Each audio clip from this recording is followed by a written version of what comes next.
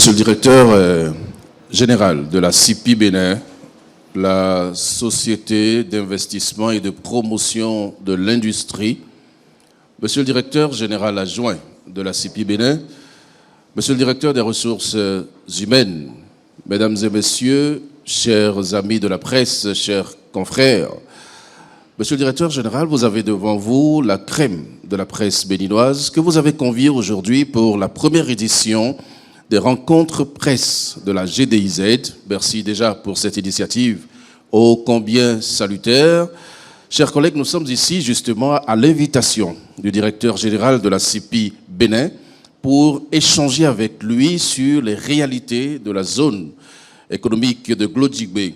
Nous avons retenu un thème principal autour duquel nous allons discuter. Il s'agit, notez-le bien, de la valorisation du coton du Bénin au sein de la GDIZ. Vous le savez très bien, nous sommes dans le mois du consommant local, c'est le mois d'octobre. Le 7 octobre dernier, nous avons également célébré la journée mondiale du coton et vous savez très bien que le coton est abondamment traité ici à la zone, notamment par certaines usines qui y sont implantées. Nous allons en parler et nous poserons quelques questions avec le directeur général. Nous allons recueillir vos questions également, chers collègues. Mais c'est vrai que je vais me donner le plaisir de faire l'essentiel en posant directement certaines questions au directeur général, Monsieur Letonji Beyeton, à qui je dis bonjour et merci. Bonjour, Monsieur le directeur général. Merci donc là d'être venu aujourd'hui pour animer cette séance avec la presse béninoise. Merci.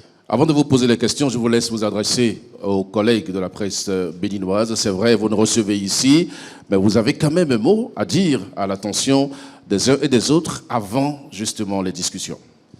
Alors, chers invités, chers amis de la presse, je tiens à vous remercier encore une fois d'être venus cet après-midi dans la zone économique spéciale de Glodjigbe pour voir de vous-même, avec, disons, de visu, ce que nous faisons ici. C'est vrai qu'il y a certains d'entre vous qui sont bien familiers avec la zone, mais il est important qu'en ce mois d'octobre où nous célébrons la journée mondiale du coton, que nous puissions échanger avec vous, notamment en ce qui concerne ce que nous faisons désormais de cette matière première qu'est le coton, dans cette zone économique spéciale où nous transformons notre coton en passant de la fibre aux vêtements. Je vous remercie. Voilà, vous avez planté totalement le décor. Je vais vous poser une question, Monsieur le directeur général. D'ailleurs, nous sommes là pour poser des questions, évidemment. Nous avons remarqué depuis l'implantation de cette zone qu'il y a une forte attractivité. Il y a plusieurs personnalités qui se succèdent ici. Le président Soglo est arrivé ici, le président de la FIFA, récemment, la directrice générale de l'OMC. Il y a énormément de personnalités qui défilent ici. Est-ce que vous pouvez nous expliquer ce que ces personnalités recherchent en réalité en venant à Glodjigbe systématiquement lorsqu'elles sont à Cotonou? Alors merci. Donc là, comme vous le savez si bien, la zone économique spéciale de Glodjigbe aujourd'hui est un dispositif important de notre économie. Vous savez, la problématique dans beaucoup de pays africains, c'est comment transformer nos économies. Et donc, beaucoup de pays s'y sont essayés, mais n'ont pas trouvé, disons, la façon de le faire. D'accord. Et donc, aujourd'hui, au Bénin, je pense que nous avons démarré quelque chose qui est devenu un modèle que beaucoup de pays à travers le monde essaient de voir pour comprendre comment nous avons pu en arriver là. Vous savez, pour développer un pays, il faut nécessairement passer par la transformation des matières premières. Je sais pas, la plupart des pays développés aujourd'hui sont développés parce qu'ils ont pu transformer leurs matières premières. Et la plupart des pays africains, depuis les indépendances, ont toujours cherché à transformer leurs matières premières, mais ils n'y arrivent pas. Ils n'arrivent pas à le faire. Et donc aujourd'hui au Bénin, nous sommes en train, disons, d'y arriver. Nous avons amorcé l'industrialisation de notre pays et c'est ça qui s'est matérialisé par la zone industrielle de Glodjibé. Et donc, dans cette zone aujourd'hui, nous avons des industries qui s'installent et qui transforment, que ce soit le coton, les noix de cajou, le soja, le karité et d'autres matières premières. Et donc, ça suscite beaucoup d'intérêt auprès des investisseurs, ça suscite beaucoup d'intérêt auprès des décideurs de ce monde et qui, parfois, viennent visiter la zone de façon non sollicitée. Donc, vous voulez dire qu'il y a des gens qui viennent même par surprise ici? Vous ne les attendez pas forcément, mais ils viennent quand même. Bien sûr, nous recevons beaucoup de personnalités qui décident d'eux-mêmes de venir voir ce qui se passe dans la zone. Alors, monsieur Béton Létondji, levez-nous d'un doute. À qui appartient réellement cette zone? Parce que plusieurs indiscrétions, plusieurs Béninois pensent que cette zone appartient exclusivement au président de la République, à monsieur Patrice Talon. Il paraît que c'est lui qui a toutes les entreprises dans la zone de Glodjibé. Est-ce que c'est vrai? La zone économique spéciale de Glodjibé n'appartient pas au président Patrice Talon. La zone économique spéciale de Glodjibé est une joint venture entre la République du Bénin et le groupe Arise. La République du Bénin est actionnaire à 35% et le groupe Arise à 65%.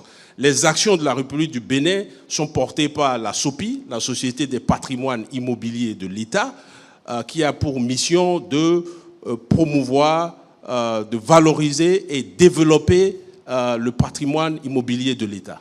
Donc ça veut dire que le Bénin n'est même pas actionnaire majoritaire dans cette entreprise? Non, le Bénin n'est pas actionnaire majoritaire parce que c'est une société privée et nous avons identifié un partenaire technique, c'est-à-dire la République du Bénin a identifié un partenaire technique qui est le groupe Arise, qui est spécialisé dans le développement des zones économiques spéciales. Alors, je peux vous rassurer que le foncier appartient à 100% à la République du Bénin. Mais la société qui gère la zone est une joint venture entre la République du Bénin et le groupe Arise. Oui, mais pourquoi ici, au niveau de la zone économique, monsieur le directeur général, on voit l'implantation de plus en plus accrue de sociétés étrangères? Les gens se plaignent que les locaux n'ont pas droit de cité à la zone économique de Glodjibé. Est-ce que vous pouvez nous confirmer que quand même il y a des entreprises béninoises qui sont installées ici? La majorité des actionnaires des sociétés qui sont implantées dans la zone sont des Béninois. C'est-à-dire que si vous prenez la plupart des sociétés qui sont implantées dans cette zone, vous avez soit des actionnaires qui sont des sociétés béninoises ou des actions qui sont des actions qui sont détenues par exemple la Caisse des dépôts et consignations. Vous savez, la Caisse des dépôts et consignations, c'est une société qui appartient à la République du Bénin, notamment la Caisse des dépôts gère par exemple les pensions de la CNSS et beaucoup d'autres fonds, les fonds de la Loterie nationale, etc. Donc, si vous voulez, les actionnaires majoritaires de la zone économique spéciale de Glodjibé, ce sont des Béninois. D'accord. Alors, nous allons maintenant parler, si vous le voulez. C'est vrai que vous en avez parlé brièvement, mais on va aller dans quelques détails. Quels sont les principaux secteurs d'activité représentés ici au sein de la zone économique industrielle de Glodjibé? Alors, aujourd'hui, nous avons le secteur industriel, notamment de la transformation des matières premières agricoles, notamment tout ce qui est agro-business. Vous savez, dans cette zone, l'industrie motrice de la zone, nous avons les industries de transformation de coton, les industries de transformation de soja, de noix de cajou, et bientôt nous aurons une société qui va également transformer du karité. Voilà. Mais à ce jour, nous avons 3 unités intégrées de textile dans la zone qui transforment à peu près 40 000 tonnes de fibres. Il y a la société BTEX, BTC et STB. BTS est déjà opérationnel. BTS transforme à peu près 20 000 tonnes de fibres par an. Donc dans cette zone, nous avons cette unité qui produit déjà des serviettes, des draps, des tissus. Et nous avons également des unités de confection de vêtements. Vous n'êtes pas sans savoir que nous vendons déjà des t-shirts en Europe, aux États-Unis, et bien évidemment sur le continent africain. Nous livrons des t-shirts à la marque The Children's Place, TCP, qui est basée aux États-Unis, qui a plus de 1000 boutiques. Nous vendons également des t-shirts à Kiabi, qui est le numéro 2 de la distribution de tout ce qui est t-shirt, polo en France. Et récemment, nous avons démarré la livraison de t-shirts, de hoodies et d'autres vêtements à la marque US Polo Association, qui est basée également en France, aux États-Unis et en général en Europe. Alors, est-ce que vos activités sont destinées exclusivement à l'export ou il y a un marché intérieur, un marché local qui consomme également les productions de la zone?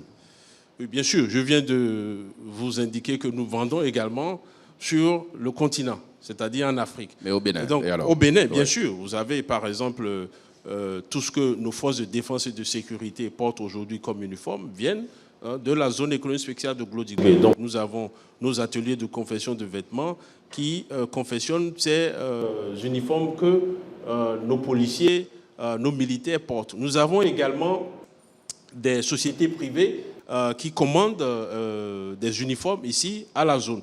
Et encore une fois, la création de cette zone, notamment en ce qui concerne le secteur textile, permet à des gens de devenir, disons, des propriétaires de marques de vêtements. C'est-à-dire que vous, en tant que Donclam Abalo, vous pouvez désormais créer votre propre marque de vêtements. Je dois avoir de l'argent pour ça. Moi, je n'ai pas d'argent, monsieur le directeur général. Ou bien vous soutenez ceux qui ont ce genre d'initiative? Si quelqu'un parmi nous aujourd'hui a envie d'avoir sa marque, est-ce que Bien sûr, vous allez soutenir? nous avons un programme que nous appelons Entrepreneurship Development Scheme, qui est un programme qui est destiné à permettre à des Béninois d'être propriétaires des unités de confection de vêtements.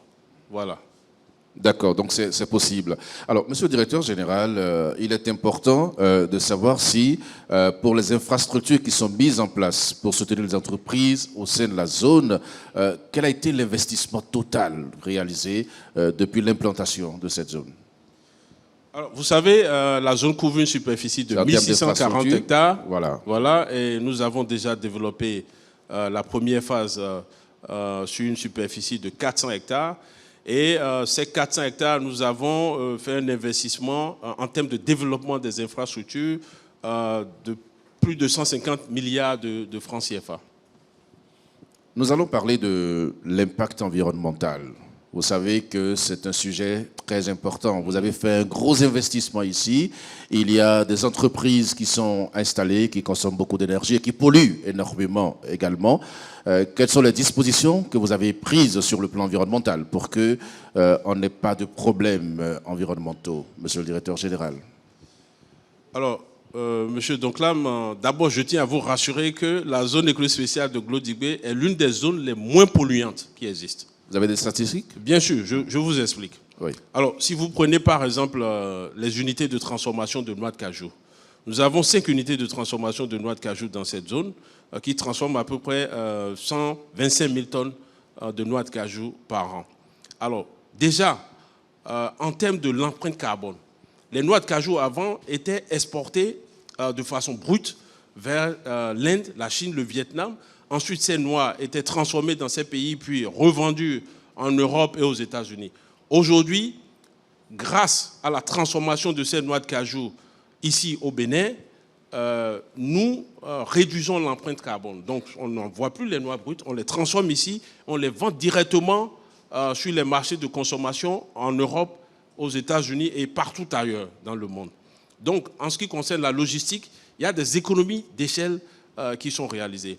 Alors, en dehors de tout ça, quand vous transformez les noix de cajou, vous avez en général 30% de produits finis, notamment les amandes, et 70% de déchets qui représentent les coques. Dans cette zone, quand nous décortiquons les noix de cajou, les coques sont transformées en huile, ce qu'on appelle du cashew nut shell liquide, CNSL, qui est utilisé dans l'aviation. Et ensuite, quand nous faisons l'extraction d'huile de coque, les résidus sont transformés en charbon. Donc, on a 0 déchet. Vous voulez dire il n'y a pas de pollution. En fait, tous les déchets sont transformés. Sont transformés et réutilisés. Alors, ça, c'est un. Quand on prend les unités intégrées de textile, vous savez, en Inde, au Vietnam et dans les pays où nous avons des unités intégrées de textile, le Bangladesh par exemple, ce qui se passe, c'est que les unités intégrées de textile rejettent les eaux issues du processus de teinture dans les rivières. Dans cette zone, nous avons un système que nous appelons Zero Liquid Discharge. C'est un tank de 3 millions de litres qui permet de travailler et de retravailler, de recycler les eaux qui sont issues du processus de teinture. Et donc ces eaux sont traitées et repartent dans les usines pour être réutilisées. Donc rien n'est rejeté dans la nature. Donc ça, c'est vraiment une innovation. Donc tout ça participe, disons, à la durabilité du projet que nous sommes en train de faire ici, dans la zone économique spéciale de Glodjigbe. Et également, ça nous permet de préserver l'environnement et de réduire notre empreinte carbone. Alors, sur les questions énergétiques, par exemple, monsieur le directeur général, est-ce que cette zone a une autonomie totale en termes d'énergie? Parce qu'on constate que vous consommez suffisamment d'énergie. Est-ce que ce n'est pas aussi quelque chose qui retombe sur la consommation générale des populations? Non, je pense qu'aujourd'hui, la zone ne siphonne pas de l'énergie des populations. Bien sûr. Non, ça c'est clair. Comment vous faites alors? Non, aujourd'hui, la zone est raccordée au réseau de distribution national. Et donc nous recevons, comme tout le monde, de l'énergie de Maria Gleta, mais nous travaillons également à la construction d'une centrale thermique dans la zone, une centrale thermique de 225 MW. Ensuite, il y a un projet de construction d'une centrale solaire de 300 MW qui va permettre d'alimenter les différentes industries qui sont en train de s'installer dans la zone. Et ça va se faire de façon progressive. Alors aujourd'hui, nous avons les unités intégrées de textile qui ont besoin d'être alimentées en énergie électrique, de la même façon que les unités de transformation de noix de cajou. Mais la demande en énergie va augmenter de façon progressive. Et donc, au fur et à mesure que les industries s'installent, il y aura des installations également d'infrastructures énergétiques pour pouvoir satisfaire les demandes en énergie de ces unités qui s'installent dans la zone. Alors, quelles sont les autres perspectives? Vous avez énuméré un certain nombre d'activités que vous avez déjà menées ici. Quand on a fait tout ça, qu'est-ce qui reste à faire maintenant? Alors, je viens de dire que la zone s'étend sur une superficie de 1640 hectares. Ouais. On vient à peine d'achever le développement des infrastructures en ce qui concerne la première phase qui couvre une superficie de 400 hectares. Et apparemment, ça a été, c'est allé très vite. C'est allé très vite. Vous ne vous y attendiez pas? Oui, parce qu'il était prévu dans l'accord qui a été signé entre les deux partenaires, notamment la République du Bénin et le groupe Airrise, que la première phase soit développée sur une période de 8 ans. Et donc, nous l'avons fait en 16 mois. Donc, c'est vraiment un temps record. Donc, aujourd'hui, tout ça nous a conduit à revoir les perspectives, notamment en ce qui concerne le développement du reste, c'est-à-dire de la zone, notamment les 1240 hectares qui restent à développer. Et aujourd'hui, en termes de développement, nous avons revu le planning et nous pensons que sur les 6 à 7 prochaines années à venir, nous allons pouvoir développer l'entièreté des 1640 hectares qui représentent la superficie de la zone économique spéciale de Glodjigbe. Voilà, avant de donner la parole à nos collègues et confrères qui sont là, puisqu'il s'agit des rencontres presse et que nous avons voulu parler justement de la valorisation du coton dans la zone économique de Glodjigbe. Monsieur le directeur général, le coton que vous transformez ici, vous allez le chercher où concrètement? Alors, le coton que nous transformons ici dans cette zone provient des champs de coton qui sont un peu partout au Bénin, à Banikouara, même à Boïkon, un peu partout au Bénin. Donc, ce coton, quand il est récolté, est égrené. Et donc, nous achetons, c'est-à-dire les industries qui sont dans la zone et qui transforment le coton achètent ce coton auprès des égreneurs. Et donc, les fibres sont achetées par ces industriels qui sont ici et ils les transforment. Donc, ce coton provient de nos champs en République du Bénin. Certains pensent que vous approvissez les autres communes pour enrichir la commune d'Abomey-Calavi. Est-ce que dans le plan de développement de la zone, il est prévu l'installer dans d'autres communes de notre pays afin que le développement soit quand même équilibré quelque part? Vous n'êtes pas obligé de répondre. Hein? Non, attendez. Mais la GDIZ est au Bénin. La GDIZ n'est pas au Togo, n'est pas au Nigeria. C'est à Calavi. Non, mais c'est en République du Bénin. Oui. Donc je ne vois en aucun cas comment nous sommes en train d'appauvrir les Béninois en installant une zone sur le territoire du Bénin. Alors si c'était au Togo, au Nigeria ou en Côte d'Ivoire, ouais, je peux comprendre. Vous pouvez bien dire que nous sommes en train d'appauvrir les Béninois en installant une zone dans un autre pays. C'est pas moi qui le dis, hein. Je vous rapporte ce qui se dit. Non, vous savez, le développement d'un pays se fait de façon progressive. La ville de Cotonou s'est développée de façon progressive. La zone industrielle de Glodigbé n'est qu'une première étape de la transformation structurelle de notre économie. Vous savez, cette zone a nécessité beaucoup d'investissements en termes d'infrastructures et autres. Et vous convenez avec moi que nous ne pouvons pas développer toutes les régions du Bénin au même moment et de la même façon. Donc tout ça, ça va se faire de façon progressive. Cette zone aujourd'hui couvre une superficie de 1640 hectares et il est prévu dans les prochaines années de développer des zones à Parakou et à d'autres endroits du territoire. Nous avons également une zone qui est à Sémé. C'est vrai que ce projet n'a pas été aussi bien mené que le projet de la GDIZ. Est-ce que ça existe encore à Sémé? Oui, bien sûr. Nous avons des investisseurs qui sont installés à Sémé. Oui. Le gouvernement a repris en main ce projet et essaie de redévelopper cette zone pour que ce soit une zone qui est plus attractive en termes de l'écosystème, c'est-à-dire des infrastructures qui sont à Sémé. D'accord. On peut considérer vos propos comme des propos liminaires. Je vais me tourner vers les collègues qui sont des partenaires de la zone. C'est vrai que c'est pour la première fois que nous organisons ces rencontres de presse, ou ces rencontres presse si vous préférez. C'est une première édition. L'objectif est de perpétuer cela pour que le DG et son équipe aient l'opportunité d'échanger avec la presse. Donc nous allons recueillir quelques questions, chers collègues. Vous allez manifester votre intérêt. Nous allons passer le micro. Vous allez vous présenter et poser votre question. On va y aller vite.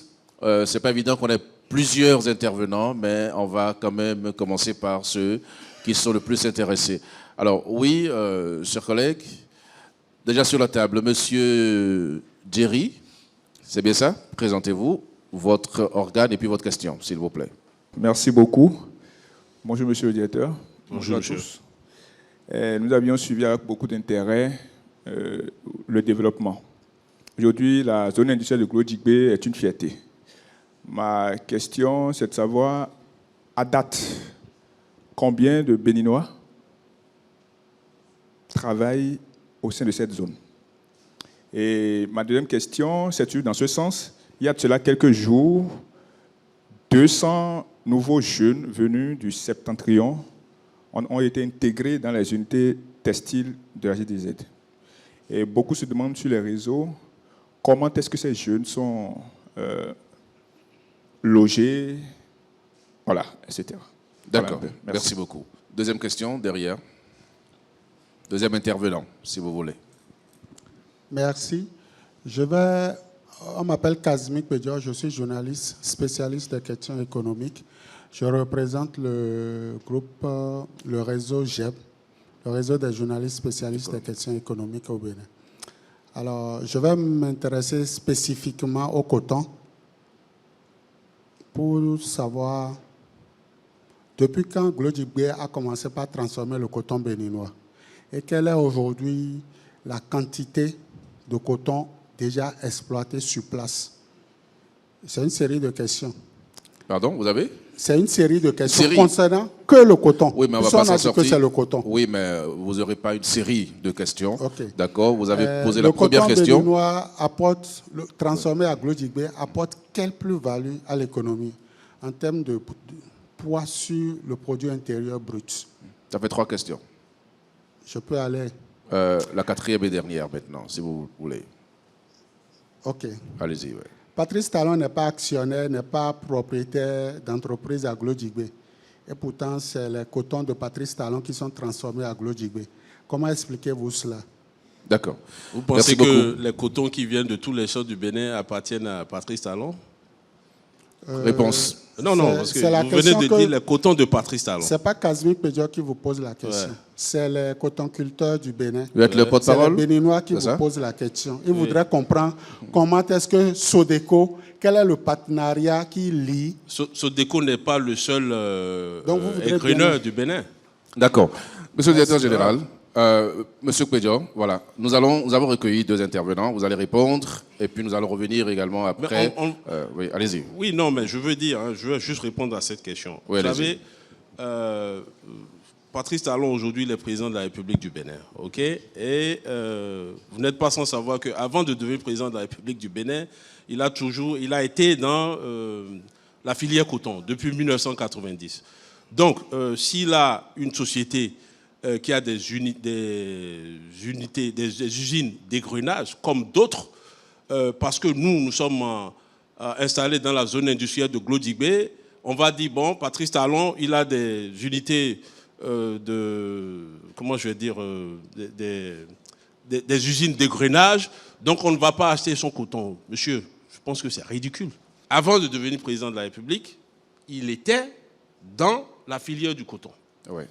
Il a fait des investissements. La Sodeco, je ne sais pas, d'autres sociétés, il y a d'autres égruneurs aussi.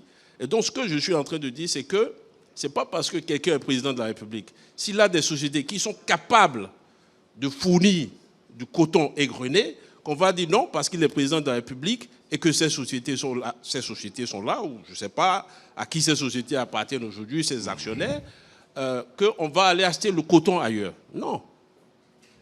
En fait, le plus important pour vous, c'est le coton. Vous voulez acheter le coton, peu importe. Moi, je peux acheter le coton chez Jacques, Ibrahim ou n'importe qui. D'accord. Voilà. Et je vous rassure que Patrice Talon, enfin, je veux dire, les sociétés dont vous parlez, ce ne sont pas les seules sociétés qui égrènent le coton au Bénin. Il y a beaucoup d'autres sociétés. Donc, renseignez-vous, il y a d'autres égruneurs en dehors de la Sodeco. D'accord. Voilà. D'accord. Donc, j'ai tenu à faire cette mise au point. Alors, à votre deuxième question, vous avez parlé de qu'est-ce que le coton nous rapporte. Aujourd'hui, vous savez, le coton brut du Bénin rapporte en général entre 500 et 700 millions de dollars par an. En 2023, on a vendu à peu près pour 423 millions de dollars au Bangladesh, juste du coton fibre. Je crois qu'on était le 3e fournisseur du Bangladesh après les États-Unis et le Brésil. Alors, aujourd'hui, grâce à ce qui se passe dans cette zone, avec la transformation qui est en cours dans cette zone, si nous arrivons à transformer tout notre coton dans cette zone, c'est ce que nous nous sommes fixés comme objectif pour les 6 et 7 prochaines années à venir, nous allons pouvoir générer une valeur FOB de 6 milliards. Et la valeur marchande, c'est-à-dire vendue dans les boutiques, sera entre 12 et 14 milliards de dollars. Donc, vous voyez, il y a une grande différence entre 700 millions de dollars et 12 à 14 millions de dollars. Et dans le même processus, aujourd'hui, avec ce qui se passe dans cette zone, nous sommes en mesure de créer énormément d'emplois. Vous savez, aujourd'hui, juste pour transformer 40 000 tonnes de fibres, c'est ce que les unités qui sont dans la zone font aujourd'hui, c'est 40 000 tonnes de fibres que ces unités transforment. Il y a une qui fait 20 000 tonnes et les 2 autres qui font 10 000 tonnes chacune. Ces 40 000 tonnes font à peu près 12,7% de notre production de fibres qui fait à peu près 305 000 tonnes par an. Et donc, si avec ces 3 unités, nous transformons 40 000 tonnes, et on s'est dit que sur les 6 à 7 prochaines années à venir, que nous voulons tout transformer. On a déjà fait les calculs, il nous faut à peu près 28 unités intégrées de textile, c'est-à-dire en plus des trois unités qui sont déjà opérationnelles. Et donc, si on arrive à installer ces 28 unités, ce que nous allons, bien sûr, pouvoir faire, parce que la zone suscite beaucoup d'enthousiasme et d'intérêt auprès des investisseurs. Donc, quand nous allons installer ces unités additionnelles, nous allons pouvoir transformer tout ce que nous produisons comme fibre. Et ça va générer énormément de valeur en ce qui concerne notre économie. Ça va nous permettre de créer beaucoup d'emplois. Nous sommes en train de parler d'à peu près 250 000 emplois juste dans le secteur du textile, notamment on parle de filature, de tissage, de tricotage, de confection de vêtements.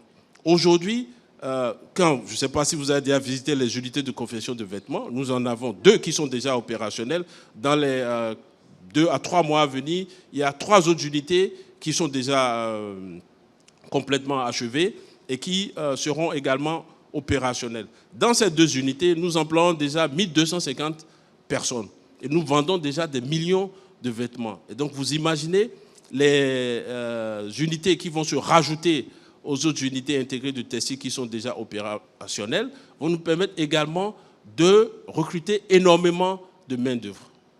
Voilà. Pour ce que vous avez vendu en termes de coton, en termes de vêtements et tout ça, est-ce que vous avez des retours? Est-ce que ceux qui se sont approvisionnés ici vous ont adressé ou décerné un satisfecit?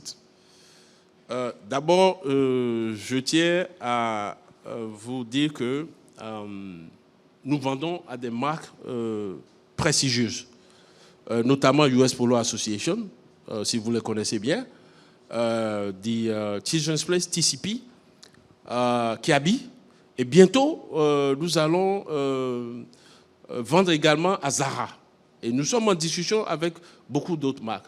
Donc jusque-là, nous n'avons pas reçu, disons, ils sont satisfaits des commandes, parce que vous savez, ce n'est pas facile de vendre sur ces marchés. Ce sont des gens qui sont venus ici, qui ont audité les unités de confection de vêtements, qui ont posé des questions, et donc qui ont estimé que l'environnement dans lequel est produit ces vêtements qui leur sont vendus, c'est un environnement qui est, disons, ils ont même estimé que c'est supérieur à ce qui se passe aujourd'hui au Bangladesh. Vous savez, au Bangladesh, il y a le phénomène des sweatshops. C'est-à-dire que les gens travaillent dans des conditions où c'est vraiment des conditions très dures. Donc je ne vous apprends rien. Mais par contre, ici, nous avons des conditions vraiment qui respectent les travailleurs. Les gens travaillent dans des ateliers qui sont bien aérés. Les gens sont bien rémunérés, c'est-à-dire en termes de salaire, parce que je lis souvent sur les réseaux... C'est parce qu'on entend souvent. On entend souvent que... Oui, je lis souvent sur les réseaux, oui, que les gens sont payés à tel montant, tel montant. Non. On leur promet des choses qu'on ne leur donne pas. Non, ce n'est pas vrai. Je pense qu'il y a beaucoup de... je ne veux pas dire de la calomnie, je ne veux pas dire... il y a beaucoup de désinformation, de la désinformation. D'accord. Donnez-nous la bonne information, monsieur le directeur général. Non, la bonne information, c'est que les travailleurs qui sont aujourd'hui dans les unités de confection de vêtements sont payés ont des rémunérations qui sont supérieures à celles des travailleurs qui sont dans la même activité au Bangladesh. Or, le Bangladesh est le numéro 1 en ce qui concerne le textile. C'est votre repère, c'est le Bangladesh qui est votre référentiel. Sûr, parce que le Bangladesh aujourd'hui est le hub du textile. Voilà. D'accord. Et eux tous, ils sont payés au-delà du SMIC. C'est ça la réalité. Tous ceux qui ont des contrats de travail ici dans cette zone, dans ces unités de confection de vêtements, gagnent plus que le SMIC.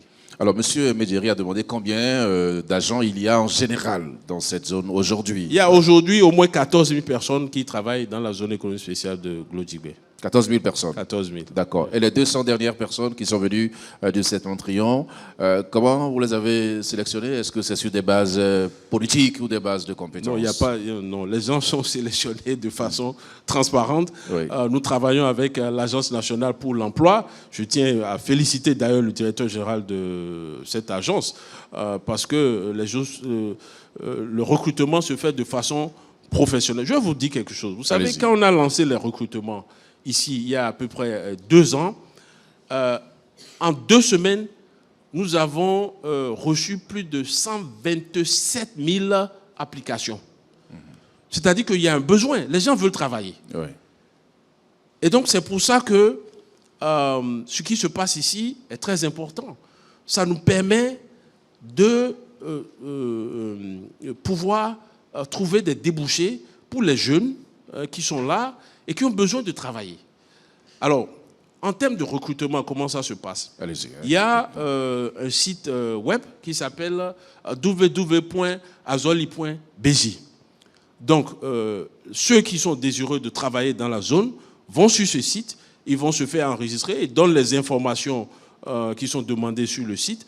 Ensuite, ils sont contactés par l'ANPE, il y a un entretien, il y a quelques tests qui sont faits et ensuite, s'ils sont sélectionnés, ils sont recrutés pour venir travailler dans la zone. Au demeurant, je tiens à vous rappeler que je n'ai pas, aucun membre de ma famille ne travaille pour la GDIZ. Votre famille proche? Ni mes cousins, savez, ni ouais. je n'ai personne qui travaille dans la GDIZ. Donc tout se passe dans la transparence. D'accord. Voilà. Voilà. D'autres questions, chers collègues? Allez-y. Ouais. Merci, bonjour DG.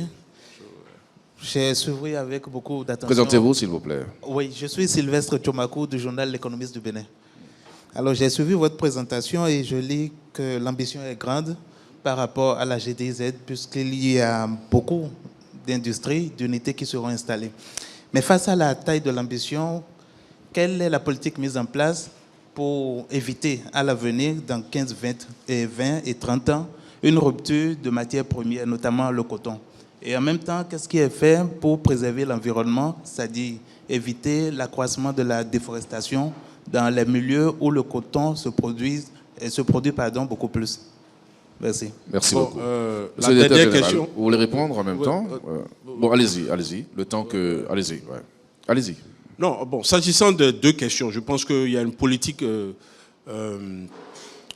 de développement de notre agriculture qui est en cours depuis plusieurs années. Vous n'êtes pas sans savoir que le gouvernement a investi énormément dans le secteur agricole, notamment à travers le projet de mécanisation agricole. Le gouvernement de la République du Bénin a investi plus de 95 milliards de francs CFA dans la mécanisation agricole. Donc, quand on mécanise l'agriculture, ça permet d'augmenter les surfaces arables, ça permet d'augmenter les rendements, etc. Donc, aujourd'hui, il y a beaucoup d'initiatives qui sont en cours, notamment la création d'un laboratoire de vitroplan qui va nous permettre d'avoir des plantules qui sont de bonne qualité. Il y a le développement également des semences qui est en cours, des semences de qualité. Il y a également le développement de nouvelles terres arables à travers... nous avons une société que le gouvernement a créée qui s'appelle la Société béninoise d'aménagement agricole, dont le rôle est d'aménager des terres agricoles et de les mettre à disposition des exploitants agricoles. Donc il y a toutes ces initiatives qui sont en cours. Vous savez, en 2016, je pense que le Bénin produisait moins de 300 000 tonnes de coton. Aujourd'hui, en 2020-2021, nous avons enregistré une production record de 735 000 tonnes.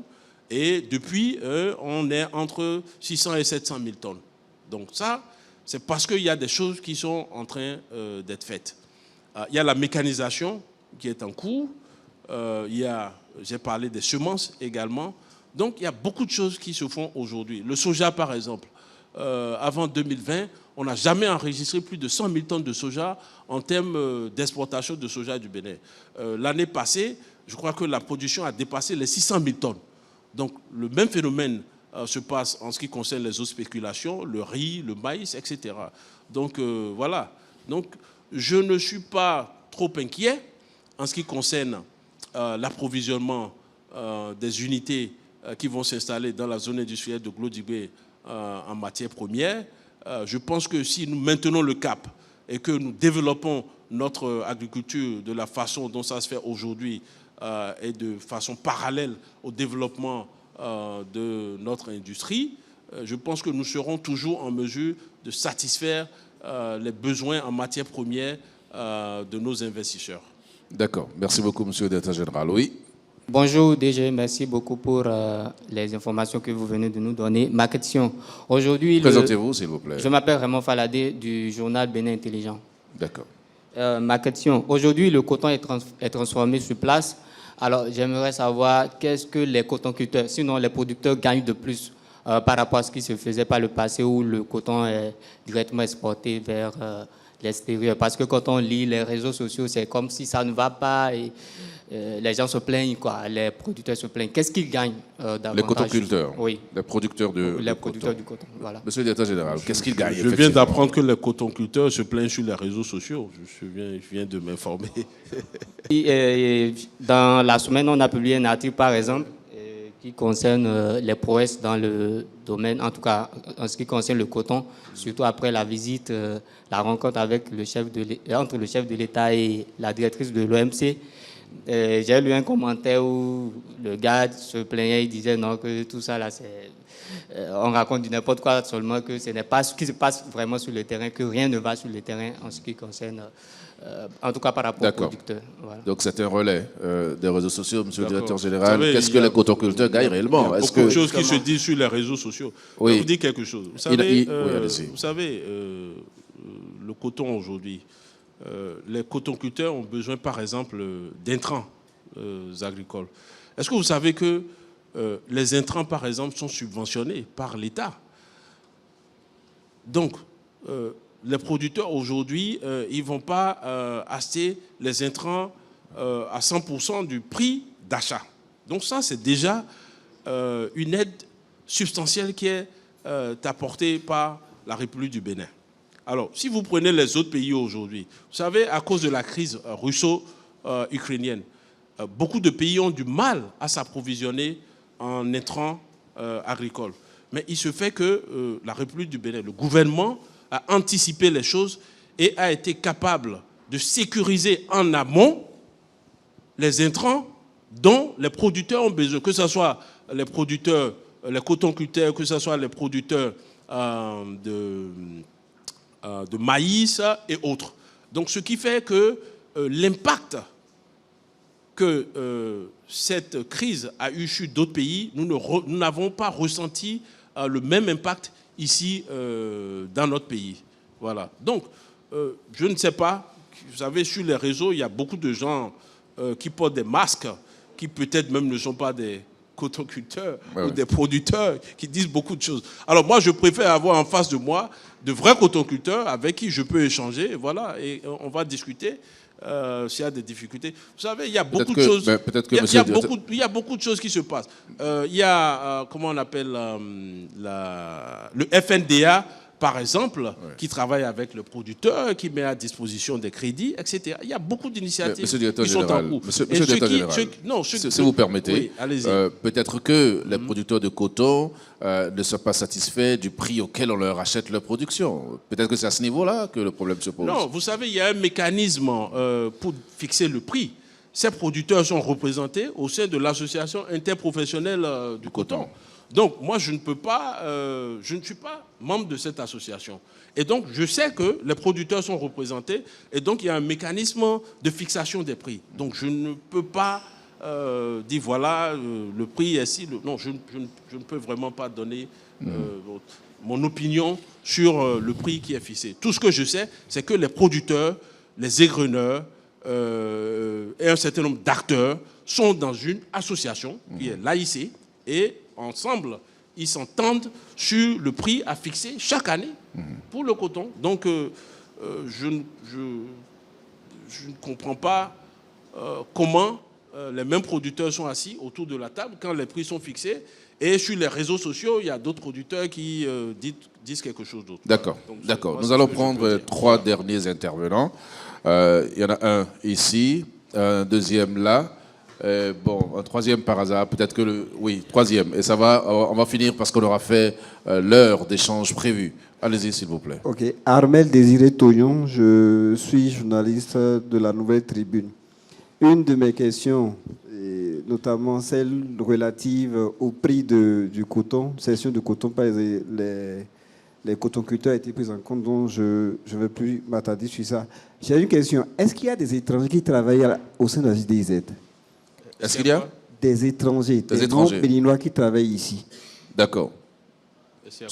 Des étrangers, des expatriés qui travaillent au sein de la GDIZ. En fait, c'est sa question. Oui, il y a des expatriés qui travaillent au sein de la GDIZ. Oui. Ça vous pose un problème? Non. Je veux savoir. Puisque nous... C'est votre première visite ici à la GDIZ? Non, ce n'est pas dans ce contexte que je parle. Okay. Je dis, est-ce que des non-béninois travaillent, des jeunes non-béninois, est-ce que des gens sont exportés de l'extérieur pour venir travailler ici? Ce n'est pas ma première question. D'accord. Ce n'est pas ma première visite ici. Je suis habitué à la zone ouest. Mais ça, c'est votre préoccupation. Monsieur le directeur général, est-ce qu'il y a des expatriés qui travaillent au sein de la zone? Non, c'est normal, il y a des expatriés. Comme dans tout pays, il y a des expatriés. Vous savez, il y a des aptitudes, par exemple, que nous n'avons pas pour le moment. Si vous prenez l'industrie textile, par exemple, aujourd'hui, on est capable de vendre des vêtements, des polos, etc., des t-shirts sur le marché américain. Est-ce que vous pensez qu'on aurait pu le faire comme ça? Non. Il a fallu former les gens. Et pour former les gens, on a recouru à la main-d'œuvre qualifiée expatriée. Alors, il y a 18 mois, quand vous rentrez dans les unités de confection de vêtements, vous allez constater que les superviseurs étaient des Indiens ou des gens du Bangladesh, etc. Aujourd'hui, quand vous rentrez dans ces unités de confection de vêtements, 100% des superviseurs sont des Béninois. Mais il a fallu les former. Donc c'est normal que nous ayons recours à la main-d'œuvre expatriée. On n'a jamais eu des unités intégrées de textile au Bénin. On ne sait pas comment...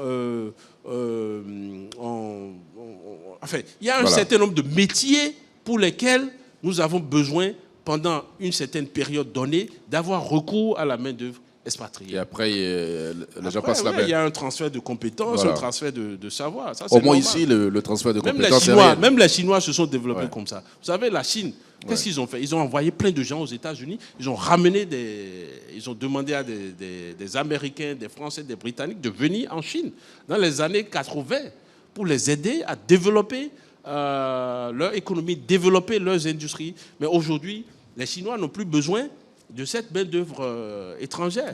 Donc c'est la même chose qui se passe ici au Bénin. D'accord. Oui. D'accord, ici, et puis on finit. Très bien, allez-y. Ouais. Oui, bonsoir monsieur le directeur général, bonsoir à tous.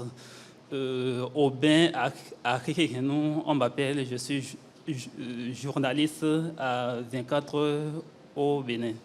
Deux petites préoccupations. S'agissant de la transformation de coton à la GDIZ ici, toute la production est orientée vers les t-shirts, serviettes et polos. Je voudrais poser la question de savoir à quand les tissus imprimés made in Bénin de la GDIZ. D'accord. Deuxième question, pour s'installer au sein de la GDIZ ici, il y a deux options. Il y a le régime des exportations et le régime des échanges intracommunautaires, si mes informations sont... Approchez votre micro, s'il vous plaît. Allez-y. Maintenant, je ne sais pas, pour un Béninois qui désire installer une unité de confection de vêtements au sein de la zone ici, quel est le minimum à débourser? Vous voulez parler d'argent? Oui. OK.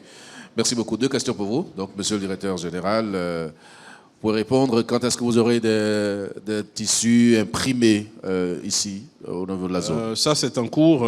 L'unité qui va produire les tissus imprimés sera opérationnelle, je pense, au premier semestre de l'année prochaine. Voilà, donc ça, c'est en cours. Mais je vous rassure que déjà, nous fabriquons des draps, des serviettes, des tissus écrus, etc. Voilà. D'accord. Deuxième question? La deuxième question, ça dépend du nombre de machines. c'est-à-dire les unités de confection de vêtements, le montant de l'investissement est déterminé sur la base du nombre de machines. Donc, après, vous pouvez vous rapprocher de moi si vous avez... Non, dites-nous. Dites-nous, monsieur le directeur, on veut savoir combien il faut. Justement, encore une fois, c'est ce que je suis en train de dire. Non, si vous avez une unité vous avez une unité de 500 machines, ou 600 machines, ou 750 machines. Voilà, tout ça dépend du nombre de machines que vous avez. Par exemple, si vous prenez une unité de 750 machines, peut-être il vous faut, si je n'exagère pas, peut-être 10 millions d'euros à peu près. Hein. 10 millions d'euros. À peu près 10 millions. Mon cher ami, ouais. Vous avez entendu. Voilà. Donc c'est pas tout à fait, c'est approximatif. Hein, D'accord. Oui. Nous allons prendre le dernier intervenant, monsieur le directeur, et on va revenir ici pour notre mot de la fin. Allez-y. Je suis Anselme Pascal Aguéoundé, journaliste à La Nation. J'ai quelques questions pour approfondir un peu tout ce que nous venons de dire. Combien de questions? 3. Et je voudrais d'emblée saluer l'initiative et dire au directeur que nos questions, loin d'être des pierres jetées à cette initiative qui honore le Bénin, ne sont que dans la logique de déconstruction de l'infox et d'informations vraies. Voilà. Ouais. Je voudrais déjà, puisque vous l'avez dit tout à l'heure, connaître les égreneurs, à part Sodeco, qui ont l'habitude de fournir les industriels qui sont ici. Tout cela pourrait nous permettre également d'édifier les personnes qui racontent un peu de tout. Voilà. J'y vais au fur et à mesure. Allez-y. Deuxième question, c'est par rapport à l'offre et à la demande. On sait que la production a un peu baissé. On parle de 750 000 tonnes l'année dernière, 2023-2024. Et là, il y a une ambition de 28 unités de textile pour pouvoir atteindre les ambitions dont vous avez parlé tout à l'heure. Dites-moi, à l'heure actuelle, est-ce que la demande, l'offre actuelle correspond à la demande? Est-ce que ici, je suppose, les 550 000 tonnes sont totalement amenées vers la zone et sont transformées totalement ici? Ou est-ce qu'il y a encore des pertes malgré le fait que le gouvernement ait quand même déjà interdit l'exportation du coton brut? Dernière question, c'est une question d'ordre général et elle a trait au recrutement. Vous le savez, nous le savons, il y a eu vent de quelques anomalies qui ont un peu fait bruit et pour lesquelles vous êtes quand même intervenu. Est-ce qu'aujourd'hui, vous pouvez nous donner un peu l'état du suivi de ces personnes qui ont été mises en cause? Est-ce que vous avez des informations nouvelles? Merci. Bien. On s'était entendu pour qu'on ne parle que de coton. Hein. C'était ça. Mais comme monsieur le directeur général est là, peut-être qu'il aurait envie de répondre. Monsieur Letonji Béton. Oui, d'abord, monsieur le journaliste de La Nation, merci pour vos questions. D'abord, en ce qui concerne le coton, vous avez parlé d'une interdiction d'exportation de fibres. C'est ça, hein? Je pense que pour le moment, il n'y a pas d'interdiction d'exportation de fibres de coton, ni de graines de coton. Il y a une interdiction d'exportation des noix de cajou brutes et du soja brut qui est rentrée en vigueur le 1er avril 2024. Alors aujourd'hui, nous avons, comme je l'ai dit, 3 unités intégrées de textile qui sont opérationnelles dans la zone, qui ne transforment que 12,7% de notre production. Donc ça fait 40 000 tonnes. Donc il y a le reste qui est disponible, mais qui continue d'être vendu à l'exportation. Donc je vous ai dit, en 2023, je crois, le Bénin a vendu au Bangladesh à peu près pour 423 millions de dollars de fibres. Alors, le fait de ne pas avoir le coton, d'abord il nous faut, comme je vous l'ai dit, nous allons travailler pour attirer d'autres investisseurs, pour installer d'autres unités intégrées de textile dans la zone pour pouvoir transformer la totalité de notre production de fibres. Mais, même si nous arrivons à une situation où nous n'avons pas assez de fibres au Bénin, nous sommes capables d'importer les fibres. Vous savez, le Bangladesh, par exemple, qui est aujourd'hui le pays qui est leader dans la transformation du textile, vous savez, c'est un pays qui produit moins de 20 000 tonnes de coton par an. Donc le Bangladesh n'est pas considéré comme un pays producteur de coton. Tout le coton qui est utilisé au Bangladesh est importé des États-Unis, du Brésil, du Bénin et de quelques autres pays. Et pourtant, le Bangladesh arrive à faire du textile son, disons, le moteur de son économie. Il y a plus de 5 millions de personnes qui travaillent dans ce secteur au Bangladesh. Il y a plus de 3000 usines qui sont dans la transformation des fibres de coton au Bangladesh. 60% des vêtements, c'est-à-dire tout ce qui est prêt à porter, qui est vendu en Europe, provient du Bangladesh.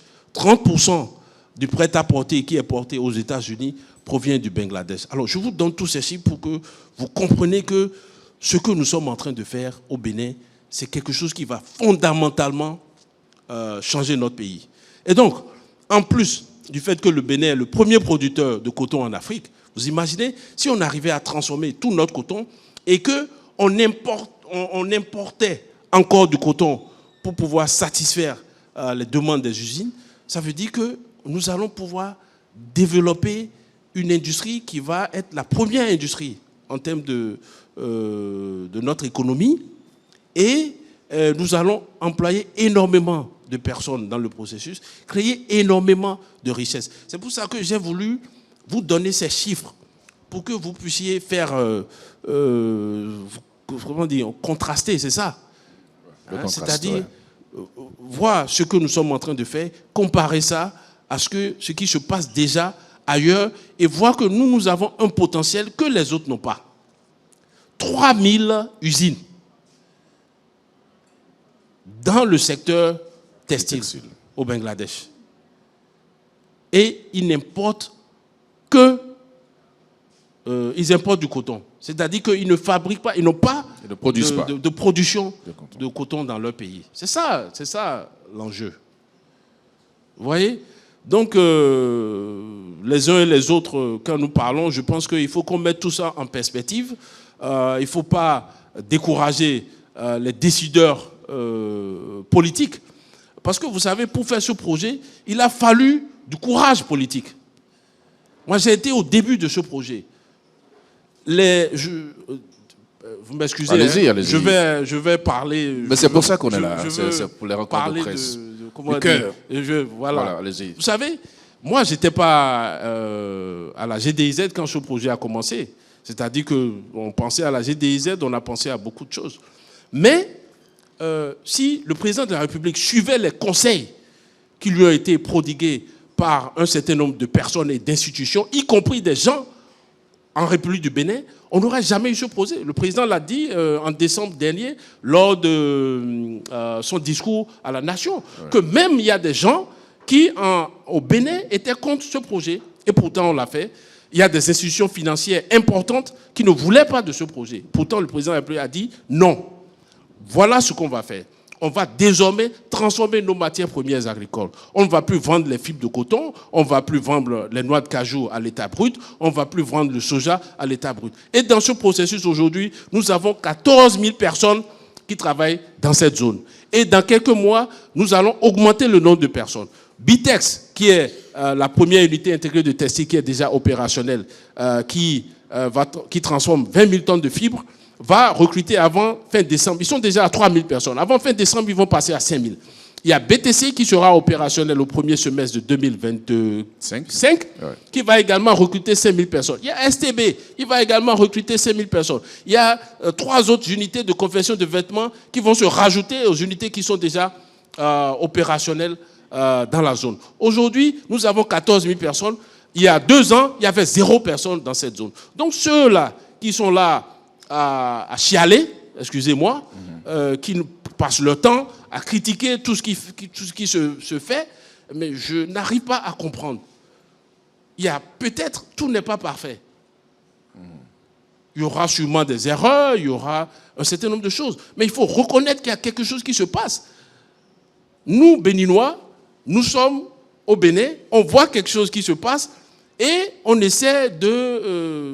je sais pas. Mais pour le moment, ça ne vous empêche pas d'avancer. On essaie de polémiquer. Non, monsieur Donclam, c'est important que je dise ce que je dis. Et les gens, non, vous avez parlé des gens qui viennent des personnalités, par exemple la directrice de l'OMC. Donc tous ces gens viennent et ils apprécient, mais malheureusement, et c'est des gens qui ont vu beaucoup de choses dans leur vie. Ils ont vu beaucoup de choses. Et ils ont vu les belles choses et les bonnes choses. Ils ont vu aussi les choses moins bonnes. Et quand même, ils apprécient, ils ont vu, ils disent vraiment ce que vous faites, c'est bien. Ils encouragent le président de la République, ils encouragent tous les acteurs qui sont à la manœuvre sur ces différents projets. Donc vraiment, ce que je veux dire, c'est juste accepter que les gens apprécient les choses à leur juste valeur. On peut critiquer, mais il ne faut pas juste critiquer. Mais vous devez accepter les critiques aussi. Vous devez accepter qu'il y a des gens qui n'applaudissent pas. Non, on ne demande pas. Oui, d'accord. Mais ça fait partie de l'ensemble, monsieur le directeur général. Oui, ça c'est clair. On n'a pas besoin que d'avoir des louangeurs, etc. Non, ça c'est clair. On a besoin aussi de critiques. D'accord. Mais il faut que la critique soit rationnelle et raisonnable et justifiée et juste. Pour vous, c'est normal. Bien, dernière question pour finir, chers collègues. Quand est-ce que vous livrez à la FIFA les maillots commandés? Vous savez, je ne sais pas si vous étiez à l'ouverture de la journée mondiale du coton. Il y a le président de la FIFA, Gianni Infantino, qui a bien annoncé qu'ils vont placer des commandes, notamment en ce qui concerne les kits pour les écoles de sport, etc. Et bien évidemment, il y aura également des maillots qui seront... Donc il y a vraiment une commande de la FIFA. Il y a une commande de la FIFA. Il y a une commande de la FIFA. Sérieux? Il y a une commande de la FIFA. D'accord. Ce n'est pas moi qui le dis, ça a été annoncé dans le discours du président de la FIFA. Voilà. Lorsqu'il était à l'ouverture de la journée mondiale du coton. D'accord. Voilà. Merci beaucoup, monsieur le directeur général. Chers collègues, c'est la première édition des rencontres presse. Notre objectif, l'objectif de la CIPI, c'est de faire régulièrement ce type de rencontres et j'espère que vous répondrez toujours présent. J'espère aussi que nous avons pu apporter quelques réponses à vos préoccupations. Je vais laisser maintenant le directeur général conclure notre entretien, mais je dois vous rappeler que ces portes sont toujours ouvertes pour ceux d'entre nous qui auront le désir de revenir après pour des discussions B2B. Pourquoi pas? Vous le confirmez, monsieur le directeur général? Bien sûr, bien sûr. Voilà, votre conclusion. Merci. Donc là, chers amis de la presse, je tiens encore une fois à vous remercier d'être venus ici pour d'être venus à la source de l'information. Et donc, nous, à la GDIZ, nous sommes toujours disposés à nous entretenir avec vous, à vous donner les bonnes informations. Les bonnes informations, vous ne les aurez pas sûrement sur les réseaux sociaux. Si c'est des réseaux sociaux que nous animons, certes, oui, vous aurez ces informations.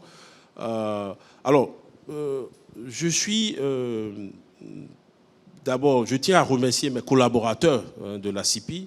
Vous devez être fiers du travail que vous faites tous les jours. Ce n'est pas facile, ce que nous sommes en train de faire.